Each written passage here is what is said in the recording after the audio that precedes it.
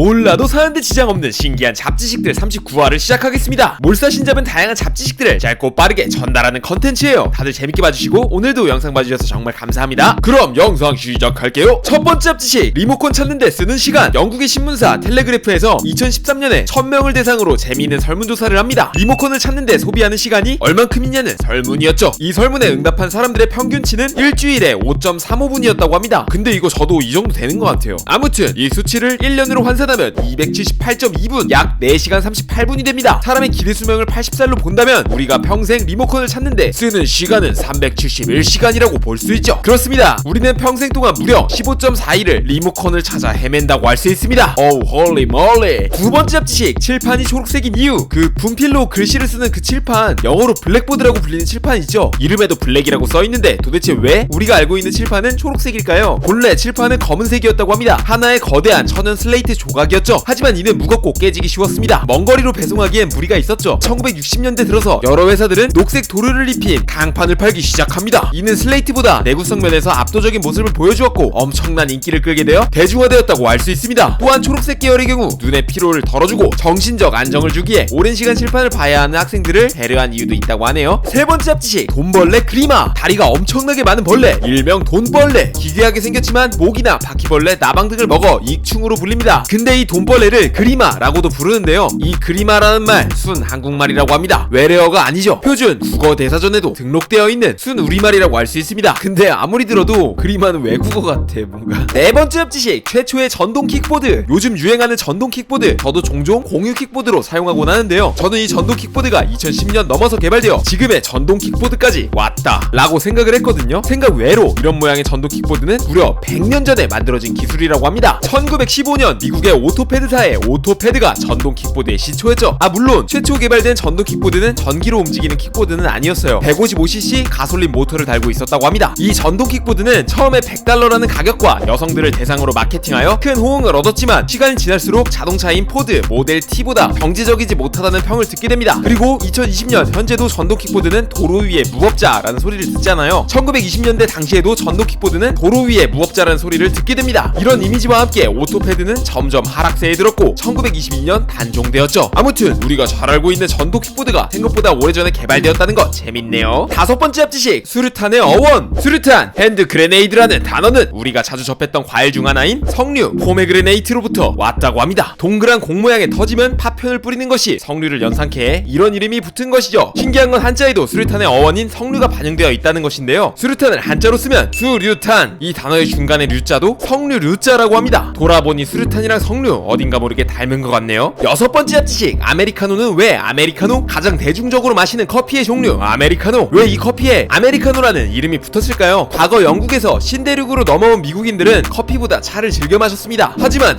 1773년 영국의 식민지였던 미국은 영국의 지나친 세금 징수에 방발해 보스턴항의 정박한 배에 실린 홍차 상자들을 바다에 버려버리게 되죠. 그리고 이 사건을 기준으로 차를 마시는 것 대신 커피를 마시는 게 애국이라는 인식이 생겼습니다. 그 뒤 미국인들은 홍차를 대신해 커피를 홍차처럼 연하게 마셨다고 합니다. 그리고 이를 아메리칸 스타일의 커피라고 불렀죠. 이런 아메리칸 커피는 미국 전 지역에서 인기를 끌게 됩니다. 아메리카노는 이렇게 개발 및 대중화되었습니다. 그리고 이 커피가 아메리카노로 명명된 이야기는 가장 많은 지지를 받은 설을 들려드릴게요. 제2차 세계대전 중 참전한 미국 군인들이 이탈리아에서 자신이 미국에서 마시던 커피를 그리워하였고 에스프레소에 물을 타서 마시게 됩니다. 이를 이탈리아식으로 불리어 아메리카노가 됐다는 설이죠. 매일같이 먹는 아메리카노에 이런 이야기가 숨겨져 있었다니 이제 조금 더 경건한 마음으로 아메리카노를 즐겨야겠군요. 일곱 번째 잡지식, 슈퍼 초강력 소재 전복 껍데기. 전복 껍데기 단단하다는 생각이 들죠. 심지어 지나가는 트럭의 발표도 안 깨진다는 소리도 있어요. 실제로 그 정도로 강하고요. 전복 껍데기의 성분은 95% 이상 탄산칼슘으로 구성되어 있습니다. 원재료로 따지면 분필과 많은 차이가 없지만 전복 껍질이 훨씬 강력한 강도를 가지는 이유는 전복 껍질의 독특한 이중 구조에 있습니다. 엄청난 힘으로 전복 껍질을 내리쳤을 때 껍질의 바깥쪽이 1차 충격을 완화하고 그보다 단단한 안쪽이 나머지 힘을 버텨냅니다. 충격을 줬을 때 전복의 안쪽을 확대해보면 벽돌처럼 지그재그 형태로 촘촘히 뭉쳐져 있는 것을 확인할 수 있죠. 그리고 이 벽돌 사이에는 접착제 역할을 하는 2겹에서 3겹의 단백질층이 있습니다. 이런 철옹성 같은 촘촘함은 전복 껍질을 그 어떤 것들보다 질기고 단단하게 만드는 것이죠. 아무튼 이 특이한 구조로 엄청난 강도를 보여주는 전복은 나노복합 소재 연구에 있어 큰 영감을 준다고 합니다. 전복 껍데기에 이런 기술이 들어가 있다는 것, 역시 자연은 대단해. 여덟 번째 잡지식, 본래 자유의 여신상의 색. 미국 뉴욕에 가면 볼 수 있는 여기는 아메리칸 드림의 상징인 기념비적인 건축물 자유의 여신상. 근데 자유의 여신상은 본래 붉은색을 띄었습니다. 여신상의 겉면은 300개의 구리판으로 구성되어 있죠. 하지만 공기 중에 서서히 산화되는 구리의 특성으로 처음에는 붉은색, 갈색, 녹색, 청록색으로 점차적으로 산화되어 지금 우리가 알고 있는 푸른빛으로 변하기까지 했죠. 한마디로 녹슨 겁니다. 여신상의 색 변화를 보고 몇몇 공무원들은 구리색 복원 사업을 추진했었다고 해요. 하지만 뉴욕 시민들이 여신상의 푸른빛을 더 좋아해 반대하게 되었고 지금까지 푸른빛을 유지하고 있다고 합니다. 이런 사례는 대한민국에서도 찾아볼 수 있는데요. 서울 여의도 국회의사당 지붕을 보시면 청록색을 띠는 것을 볼 수 있습니다. 이 역시 본래 구릿빛 갈색이었는데 녹이슬어 지금의 색이 되었다고 해요. 오늘은 여기까지. 뭔가 자연에는 참 배울 게 많은 것 같습니다. 청록색으로 변하는 구리부터 자연 그대로 초강력으로다 질긴 전복 껍질까지 이런 걸 찾으면 찾을수록 아직 밝혀지지 않은 엄청난 혁신들이 자연 곳곳에 있다는 것을 느껴요. 여러분들도 지금부터 자연에 뭔가 신기한 게 있다면 한 번쯤 디테일하게 찾아보는 습관을 가져보는 것은 어떨까요? 혁신의 주인공이 될 수도 있잖아요. 오늘도 영상 봐주셔서 감사드리고 잡지식 제보나 주주 제보는 이쪽으로 부탁드립니다. 선정되시면 영상에 이름 넣어드릴게요. 이상 차트로 말하는 남자 차말람이었습니다. 말차님들 사랑해요. 뿅.